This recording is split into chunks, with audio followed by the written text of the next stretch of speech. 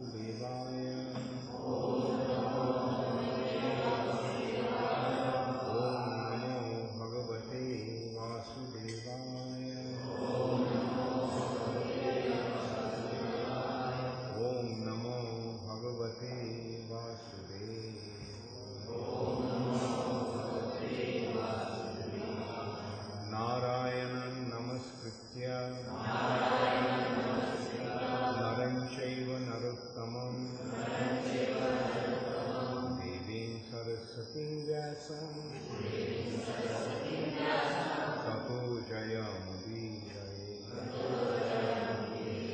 Nashtaprayeshu abhadreshu Nityam Bhagavata sevaya Bhagavati uttama shloke Bhaktir bhavati naishti.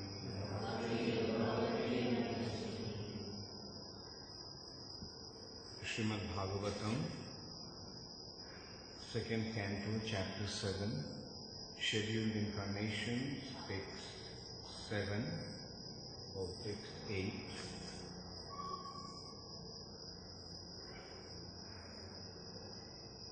Viddhaha sapatni udita patribhi anti ragyo balopi san upagatas tapase vanani tashma adad dhruva vatim grinate prashanno divya stubanti munayo yad upari adhastar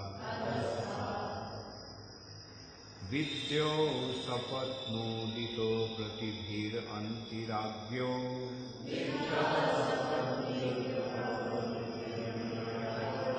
balopi sannupagatas tapase vanani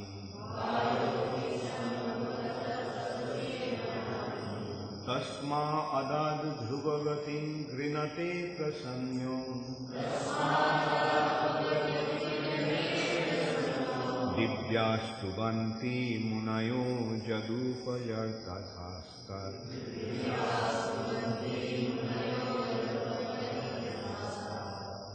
vidya sapatnodita patribhiranti ragyo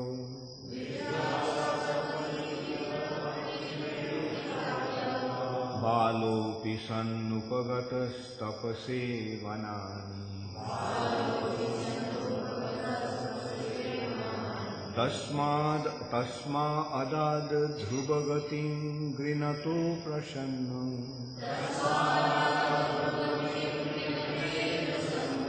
divyastubanti munayo jaduparjadhastar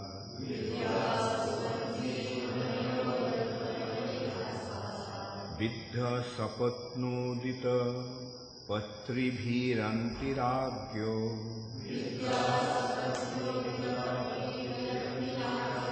balopi sannupagatas tapase vanani tasma adad dhruvagatim grinate prasanyo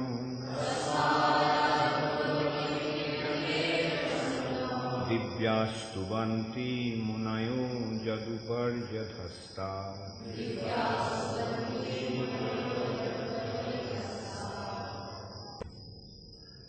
Viddha, pinched by sapatni, a co-wife, udita, uttered by patribhi, by sharp words, anti, just before, ragya, of the king, balaha, a boy, api, although sun being so, Upagataha took to tapase, severe penances, vanani, in a great forest, tasmai, therefore, adat, gave as a reward, Dhruvagatin, a path to the Dhruva planet, Grinate, on being prayed for, Prasanna, being satisfied, Dibya, denizens of higher planets, Stubanti, do pray, Munayana, great sages, Yat, thereupon, Upari, up, Adhasta, down. Translation by His Divine Grace Srila Prabhupada.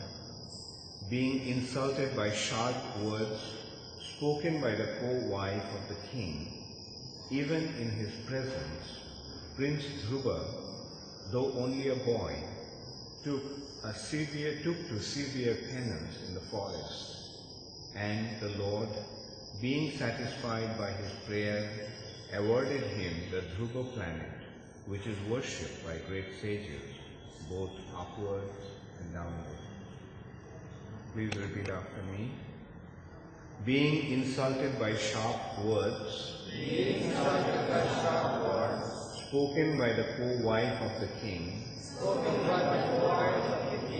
even in his presence, Prince Dhruva, though only a boy,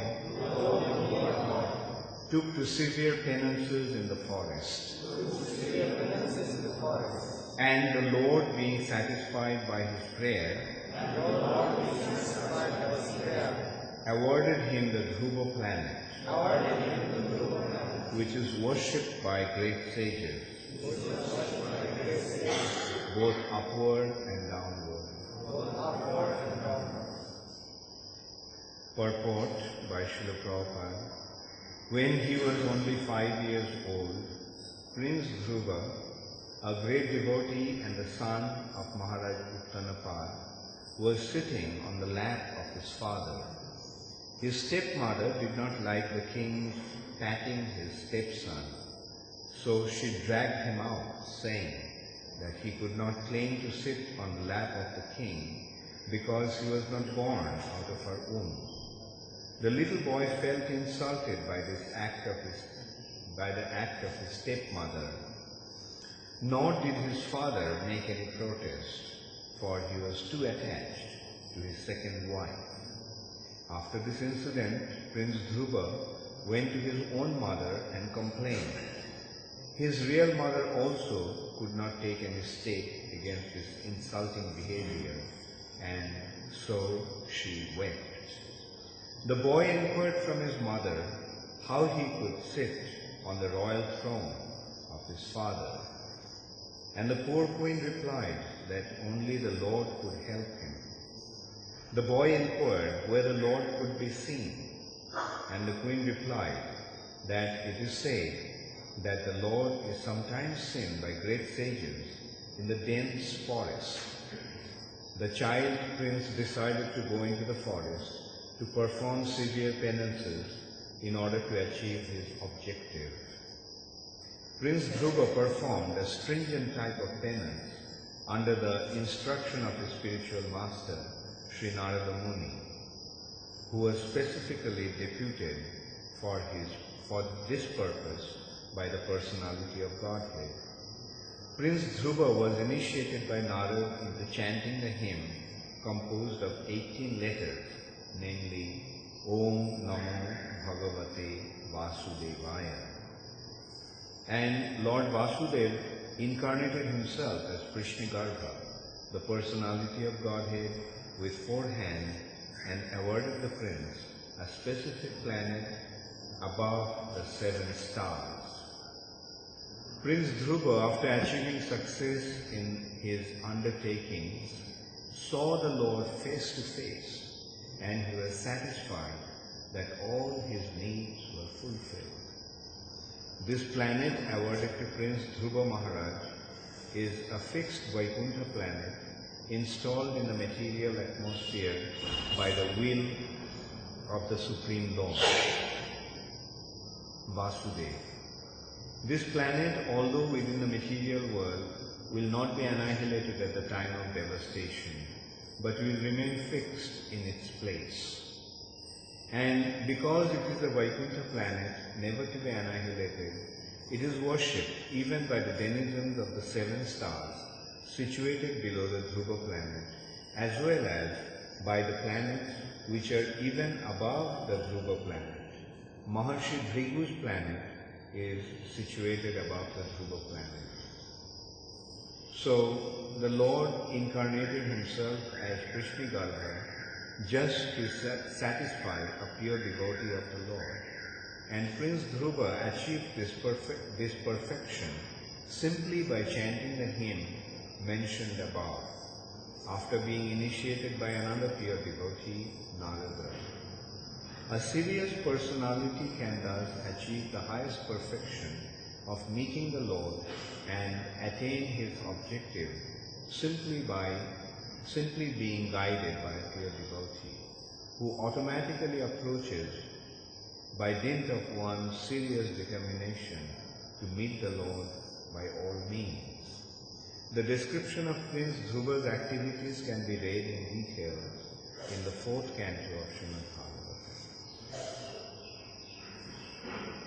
Om Ajnanatimirandhasya Jnananjana Shalakaya Chakshurunmilitam Yena Tasmai Shri Gurave Namah Shri Chaitanya Manobhishtam Sthapitam Yena Bhutale Swayam Rupa Kadamayam Dadati Swapadantikam Vandeham Shri Guru Shri Yutapadakamalam Shri Gurun Vaishnavanscha Shri Rupam Sattvajatam Sahaganam Raghunatham Mitam Tvam Sajivam Sadvaitam Savabhutam Parijana Sahitam Krishna Chaitanya Devam Shri Radha Krishna Pada Sahagana Lalita Shri Vishakhanitanscha He Krishna Karuna Sindhu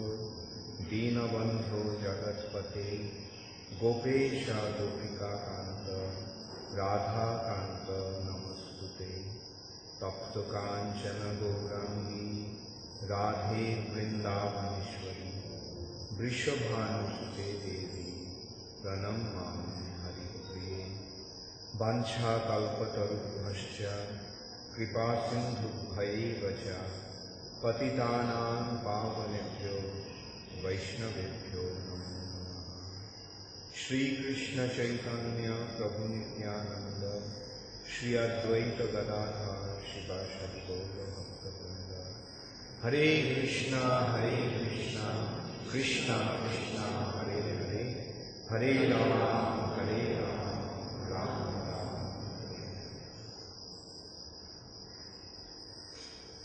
Viddha sapatno ditapatrihi rantiragyo Balo pisannupagatas tapase vanani Tasma adad dhruvagatin grinate prasanyo Divyastu banti munayo jadupasthastat.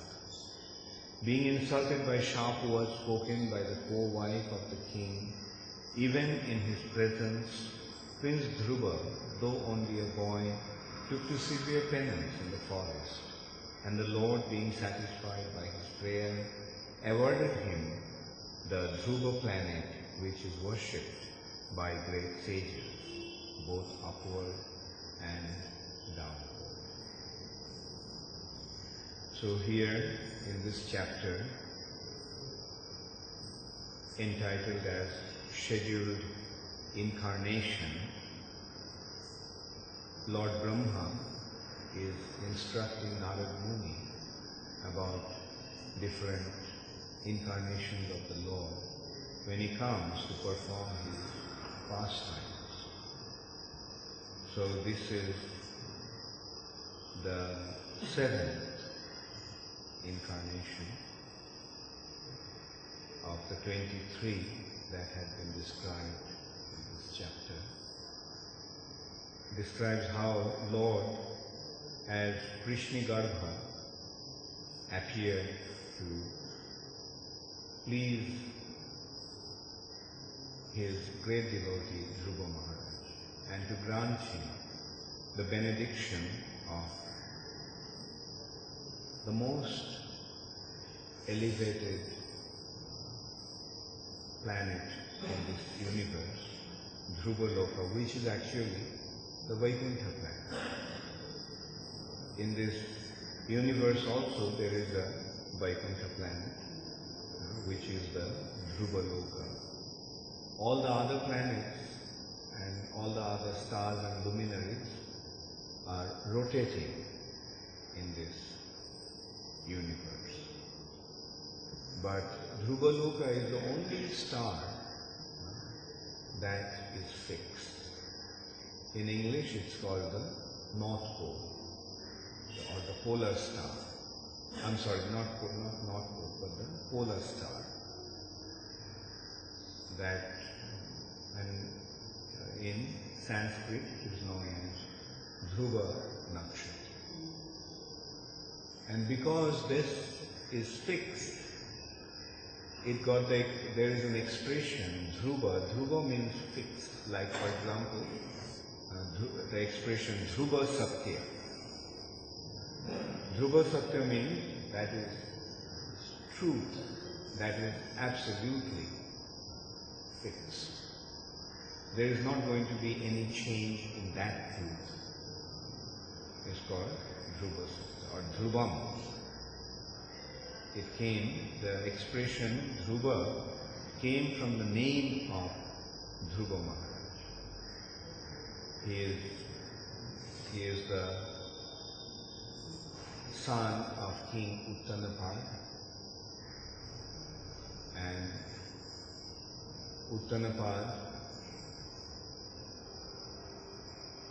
had 2 wives, Suniti and Suruchi.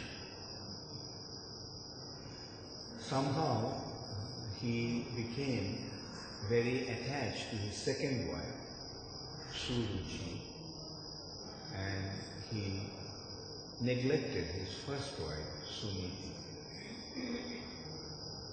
Suniti was not even staying in the palace, she was staying in a hut.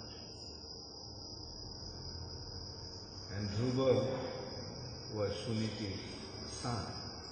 Now, according to the Vedic culture, the elder son inherits the father's property. So in that sense, Dhruva, being the elder son of King Uttanapad, was the natural successor to the throne. But Suruchi, the second wife of the king, was very envious of Dhruva because she decided that Dhruva should not inherit the kingdom. Her son should inherit the kingdom. Therefore, one day when Dhruva was sitting on the lap of his father, and the father, naturally out of his affection, was caressing the little boy, just a 5-year-old boy, Suruchi couldn't tolerate that sight. She just dragged the child out of the father's lap and said that you do not have the right to sit on your father's lap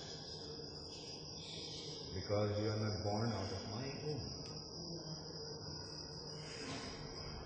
If someday you receive the good fortune of being born out of my womb, then only you can think of becoming the successor to the throne of your father's kingdom. So Dhruva was just a 5-year-old boy, so he didn't know what was happening, but he was very insulted that his stepmother behaved like that with him. So he, crying, went to his mother, Suniti. So his mother also felt very helpless. She said that she also couldn't do anything.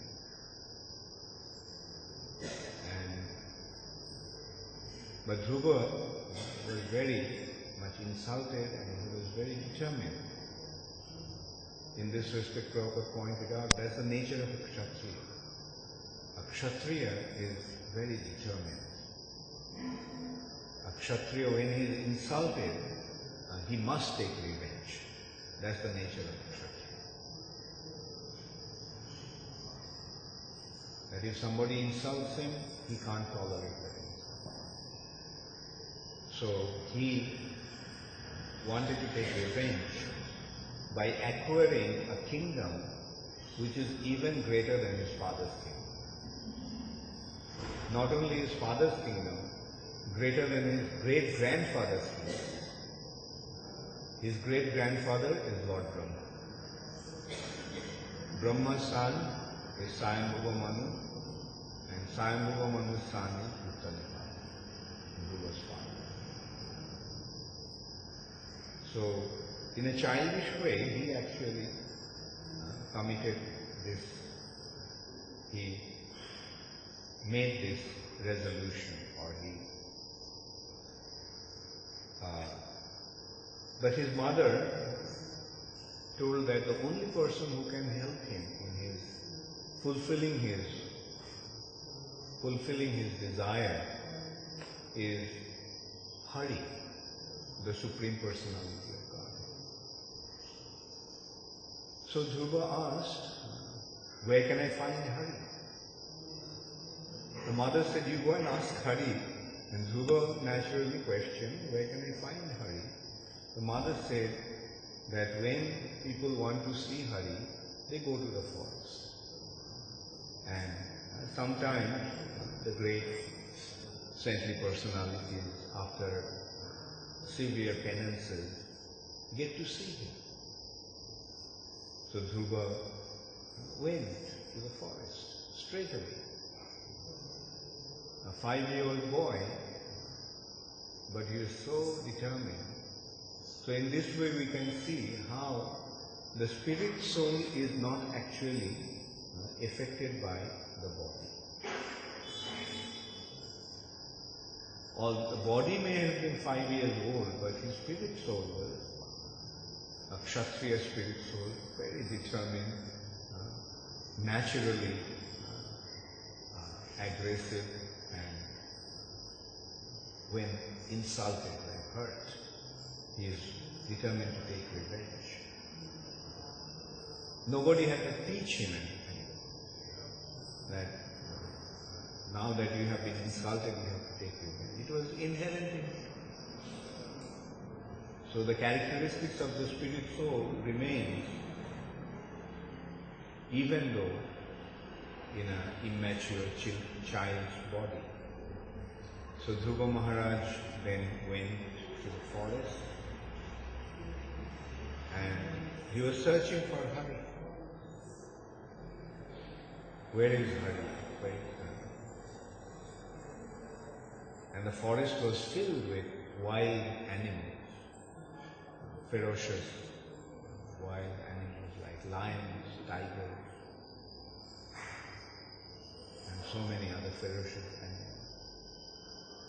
And Dhruva was fearlessly approaching them, asking where is Hari, whether they themselves were Hari, or whether they could tell him where is Hari.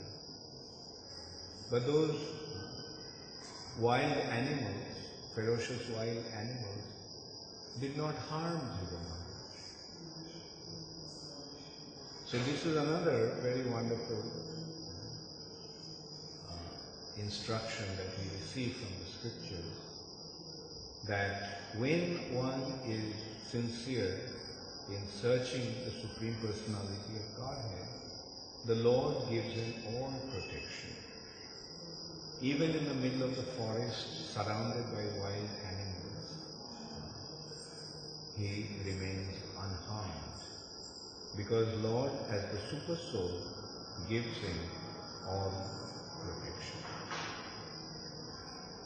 So that is how the Supreme Personality of Godhead takes care of the sincere seekers. So Dhruva Maharaj, and then when Dhruva was searching so sincerely in this way, ultimately Narad Muni appeared to him. Narad Muni saw Dhruva Maharaj searching, and Prabhupada also pointed out, Jai Shri Krishna Balaram Ki, Jai Shri Shri Radha Madan Mohan Lalita Vishakha Devi Ki, Jai Shri Shri Gaur Nitai Ki.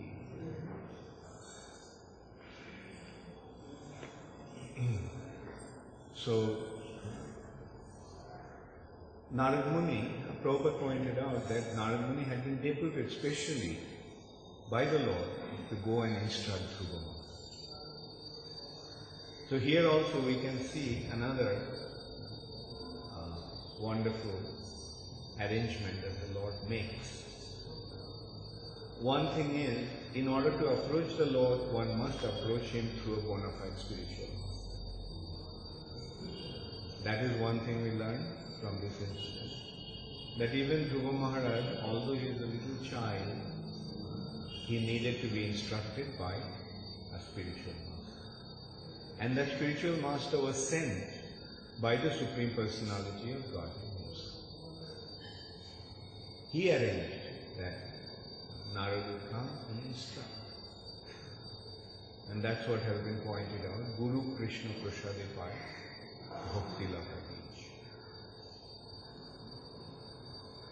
By the mercy of Krishna, he gets a guru, and by the mercy of the guru, he gets the seed of Bhakti Lata, devotional creeper. And Narad Muni instructed Dhruva to meditate upon the Supreme Personality of Godhead, chanting the mantra. Another instruction we receive here is meditation should not be silent meditation. Meditation is meditation on a mantra. Like nowadays people have invented all kinds of concocted meditating processes of meditation. They sit down and they try to make their mind free from thoughts and so on and so forth. But that's not meditation. Meditation is meditating on the mantra. And Dhruva was given the mantra by the spiritual master Narada. And as he became absorbed in the mantra, Dhruva Maharaj became more and more detached from material nature. He even forgot all his material needs of hunger, thirst. Even he stopped to breathe. Dhruva Maharaj became so detached from his body that all the needs of the body were not at all important, or these needs were not at all affecting him. So he stopped eating. Initially he was just taking some dry leaves. Then he stopped even taking the dry leaves. He just then started to just drink some water once in a while. Then he even stopped drinking because these were, the search for that or feeling the need for that was an impediment. So he did not meet that. So he stopped even drinking. And then he became so absorbed in meditating on the mantra Om Namo Bhagavate Vasudevaya that he even forgot to breathe.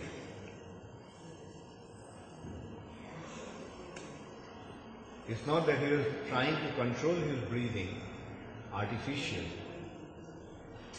So this is how we can see how bhakti parishanubhava viraktir annatracha.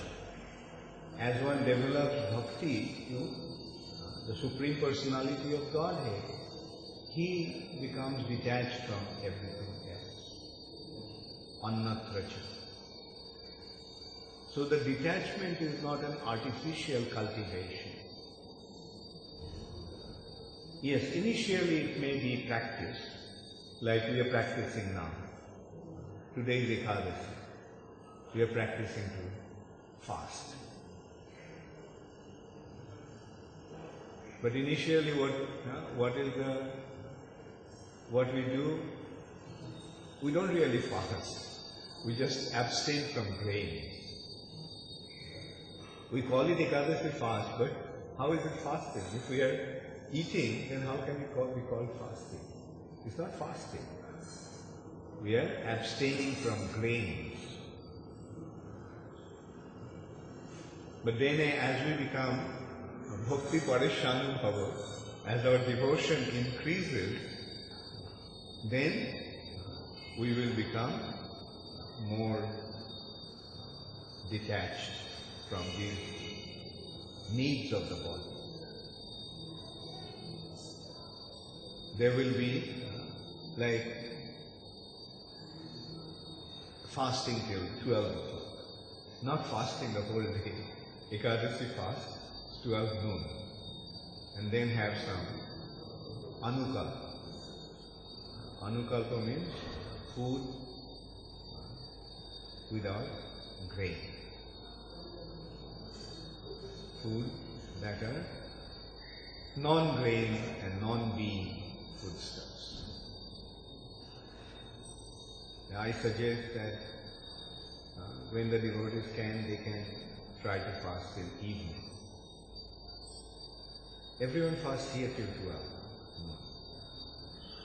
Then those who are more advanced, those who are developing taste for Krishna consciousness and developing attachment to Krishna, what they will do? How will we see their attachment to Krishna? So they will extend their fast a little more. They'll fast till, say, sunset. And when they become even more attached to Krishna, then what they will do? They'll fast till next morning. Actually, fasting means fasting till next morning.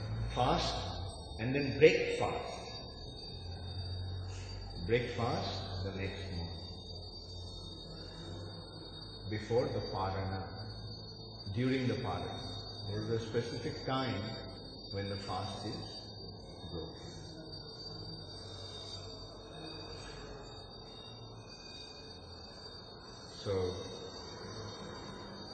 So in this way, one practices to become detached from material nature, but ultimate detachment will come out of our attachment to Krishna. To the extent we will become attached to Krishna, to that extent we will become detached from matter. That is the natural development. Not that we artificially try to become detached and then we become attached to Krishna. No, it won't work like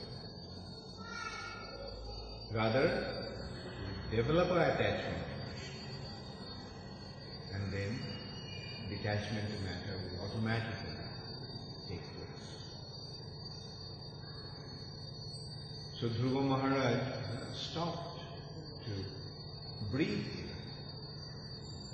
And when Dhruva Maharaj stopped to breathe, then the whole air of the universe got choked. Because Dhruva Maharaj was not breathing, no one could breathe. Even the demigods were suffocating. And they are Lord Brahma then approached the Supreme Lord and told him, please do something about this. We are suffocating. You do something. this situation. Then the Lord appeared to Dhruva and Dhruva Maharaj saw the beautiful form of the Lord. It's an undescribable beauty. The form of the Lord is beautiful. And Dhruva Maharaj, by seeing the Lord, became so overwhelmed with emotion that he wanted to sing his glory and to describe how wonderful, how beautiful he is. But he was only a 5-year-old boy.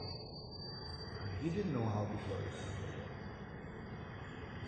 So the Lord, with his conch shell, touched his forehead. And when the Lord touched his forehead, Prabhupada actually mentioned his cheek, touched the cheek with his conch shell. And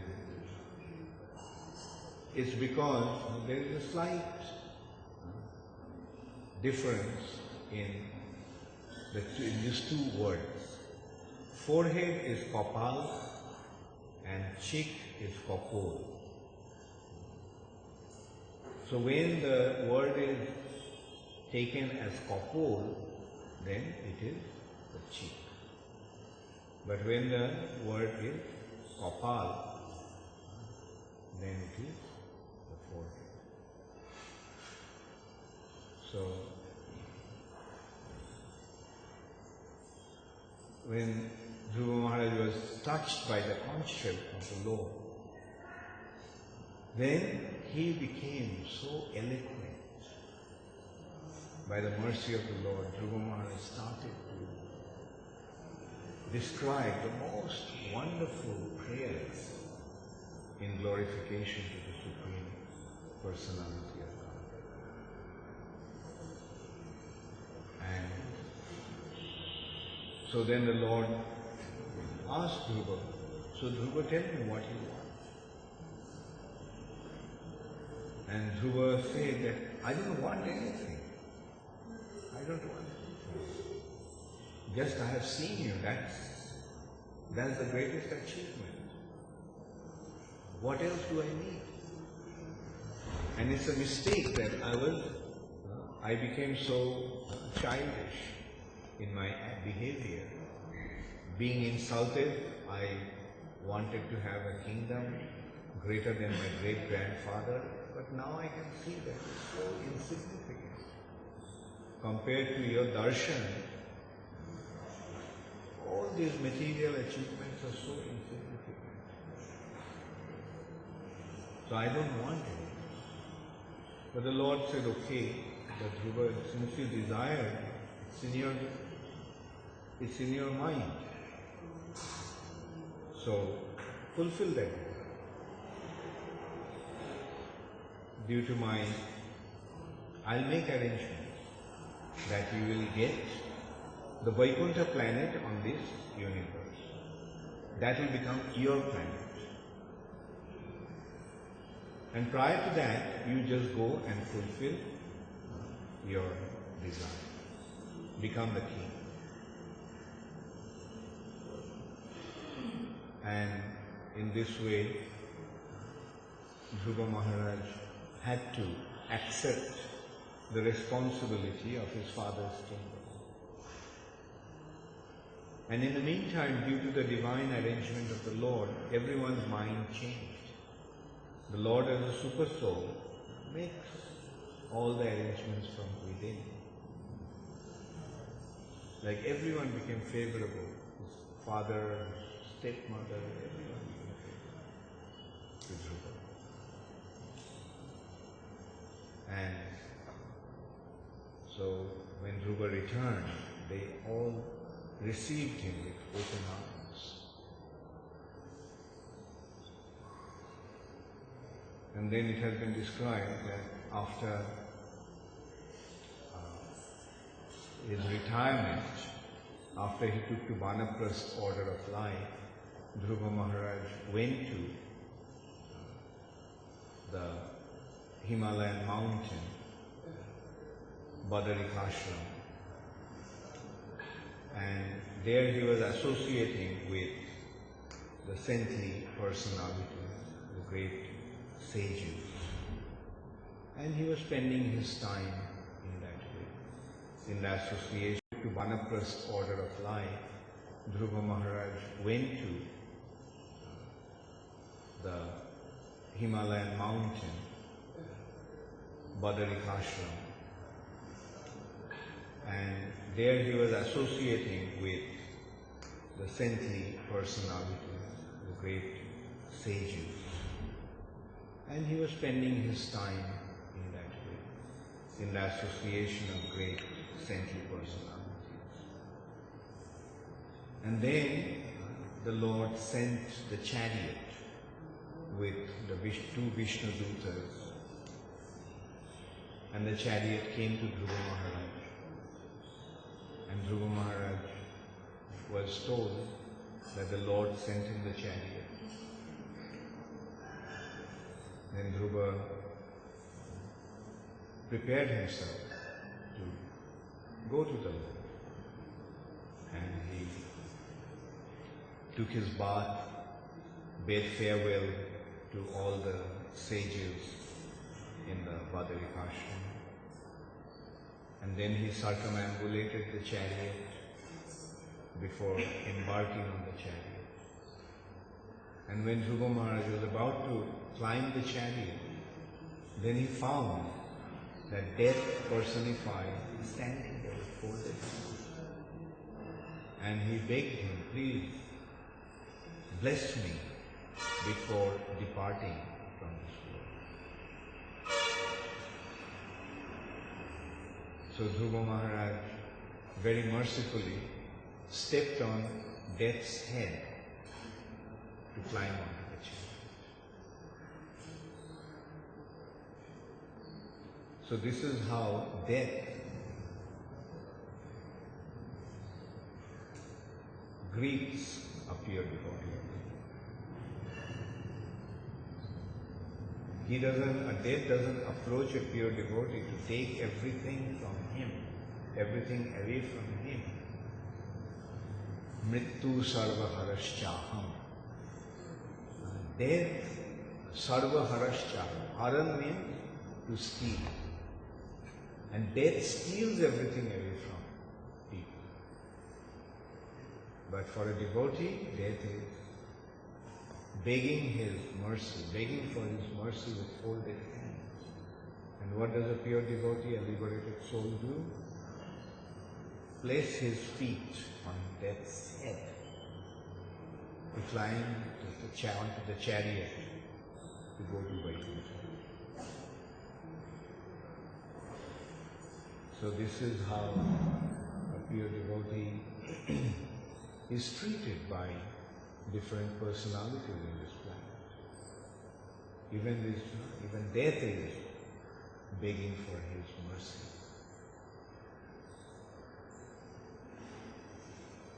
So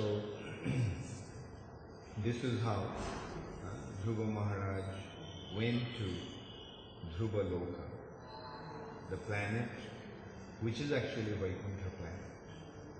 And Dhruva Maharaj is still there, he is ruling over that planet.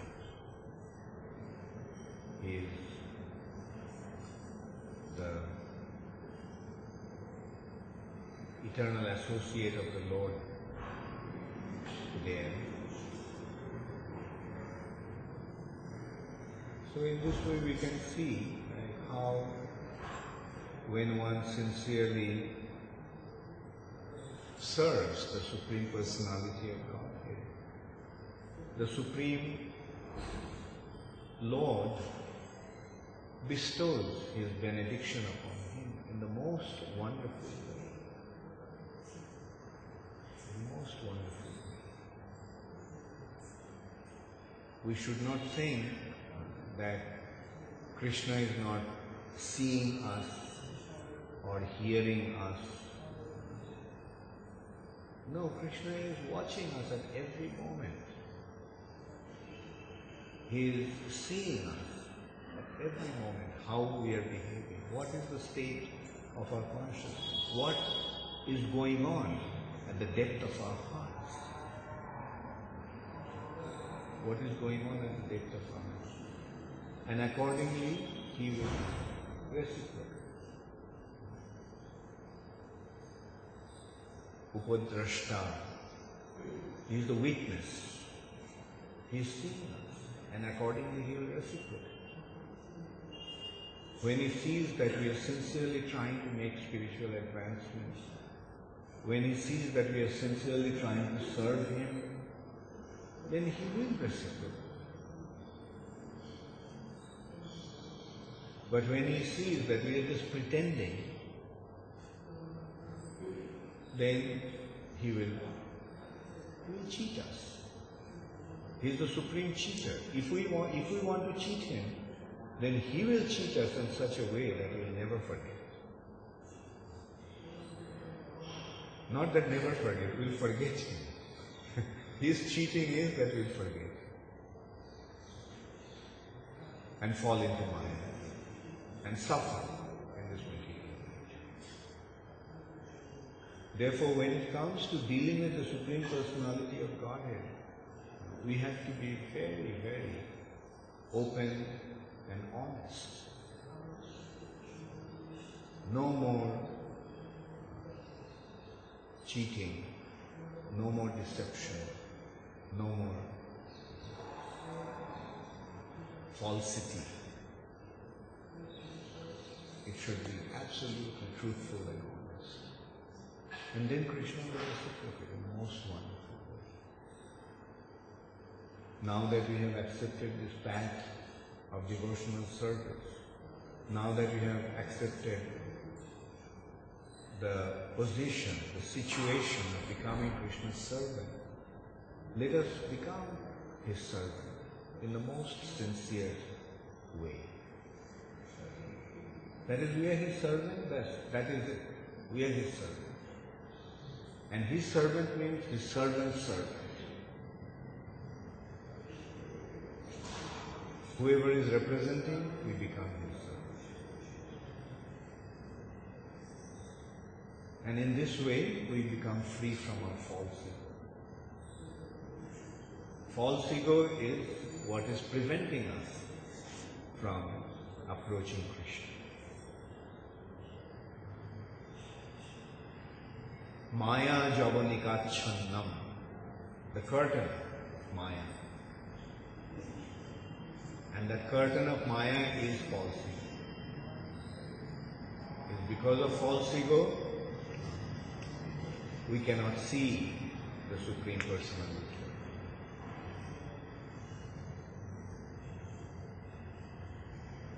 But when the curtain of false ego will be removed, when there is no more concept of me and mine as an enjoyer, when there is no more tendency, no tendency left to try to exploit this material nature, no tendency to establish ourselves in a big position as an enjoyer of this material nature, then yes, Krishna will bestow His mercy. Whether we see Him face to face or not, that is irrelevant. Even though we may not see Him, but if we become sincere in our service to Him, then He will see us and He will take care of us. He will provide us with the most wonderful facilities, and He will make all the arrangements so that we can render our service to Him to our heart's content. So this is how wonderful Krishna is. And from Srimad Bhagavatam, through these anecdotes like Dhruva Maharaj, as it has been described here, we get to see how the Lord grants His benediction to the sincere souls.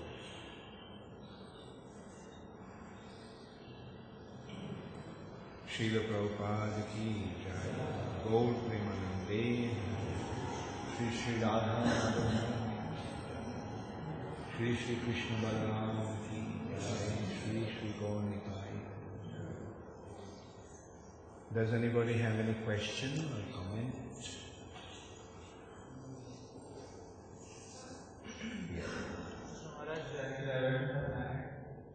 So, why would the planet is basically predominated by the spiritual law, and there everyone is pure devotee and serving spontaneously.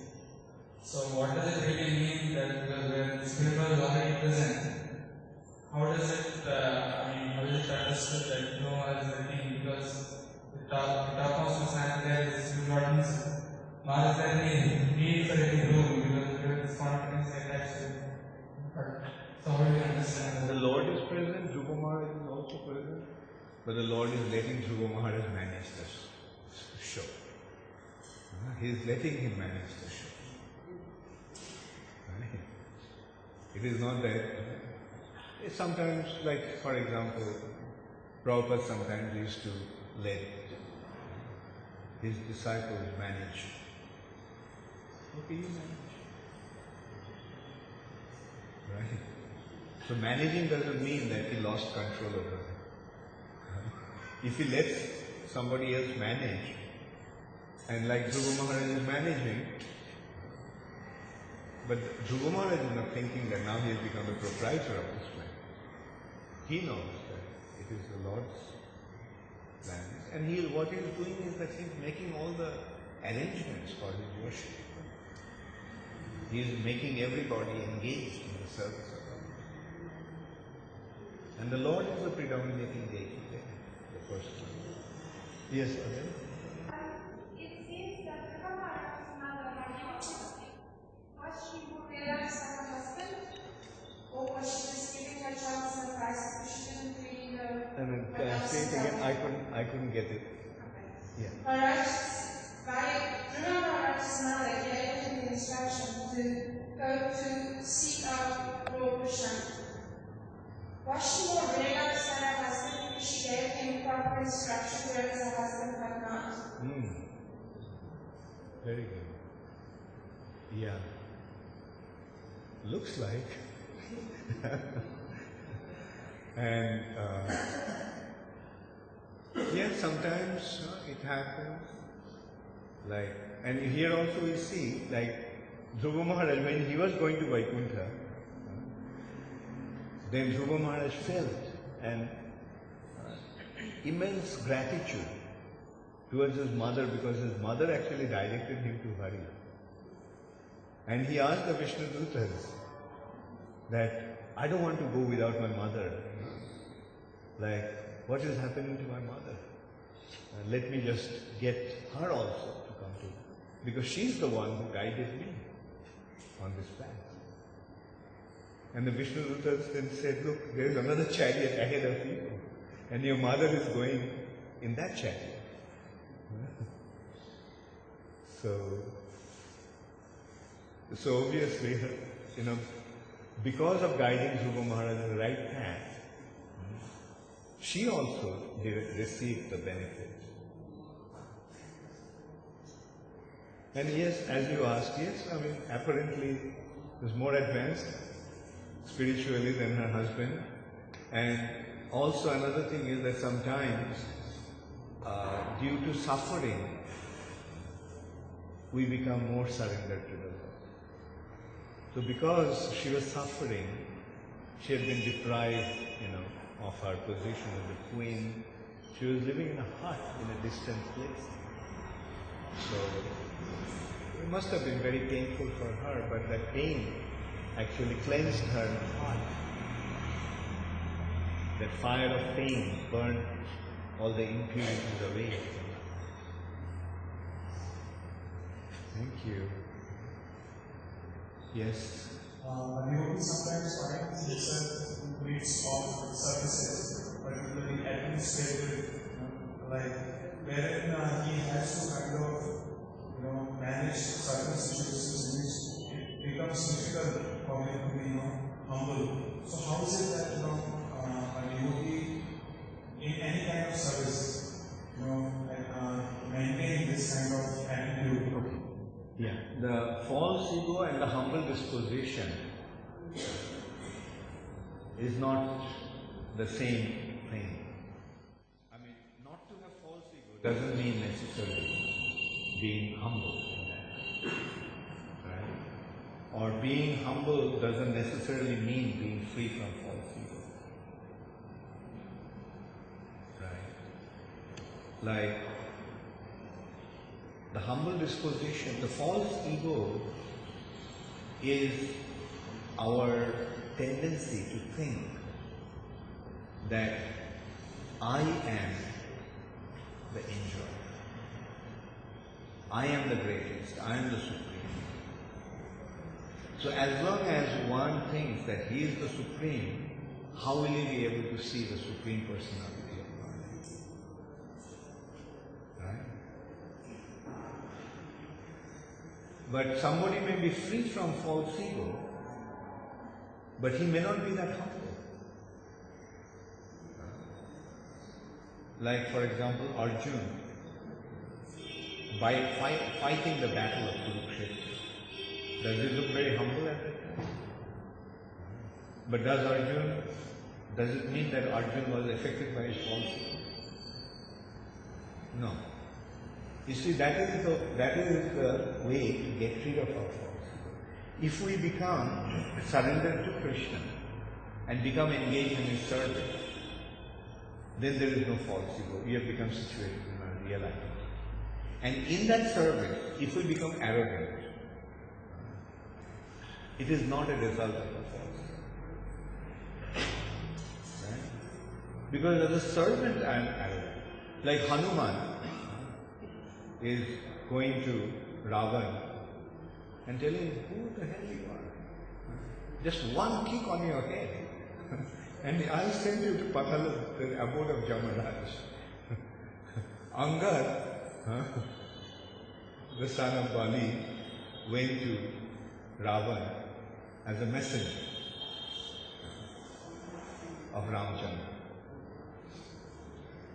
Ravan was sitting on a throne high up, and Angad was down below. He appeared as the messenger of Lord Ramchandra. But they saw him as a monkey and thinking that this character didn't give any recognition. But Angad felt that I am the representative of Ramchandra, so my position should be higher than Ravana. So he extended his tail and made a ring out of it and made a seat for himself, which was higher than Ravana's. Now, apparently, it seems that he is so proud of himself. But yes, this pride is in relation to the Supreme Personality of God. Therefore, it's not false ego, it's spiritual. The Lord's devotees are proud. But that is spiritual pride. It's not a reflection of false ego.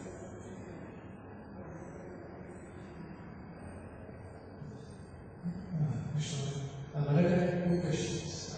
Firstly, we understand from Srimad Bhagavatam that there are 40 parallel systems in the universe. So where does Guru and the 15 lights came with different planets? Yeah. There are 14 planetary systems, but Dhruvaloka is not one of those 14 planetary. It can be situated on that in the universe, but doesn't belong to the 14 planets. Like it's not in Maharloka, Janaloka, Tapaloka, Satyaloka. It is Dhruvaloka. Another one, which is beyond this 14 planetary system. Okay. Another question, you mentioned that spirit soul is not affected by external conditions, for example, of Guru Maharaj and the Kshatriya. So, as far as the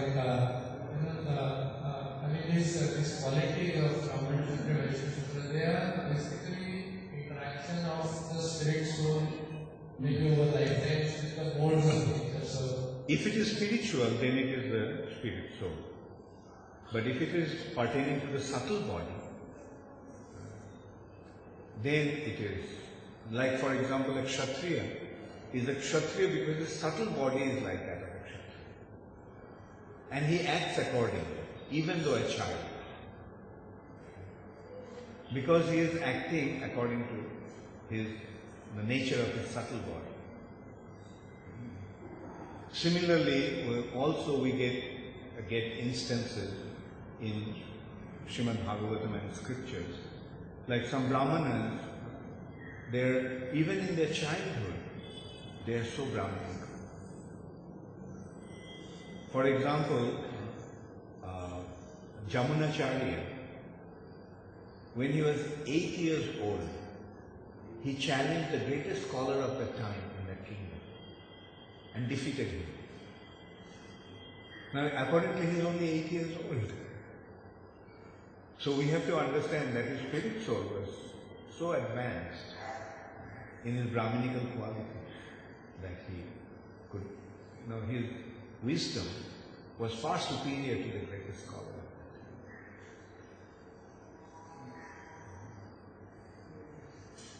Okay, thank you very much. All glories to Srila Prabhupada. Gaur Premanande.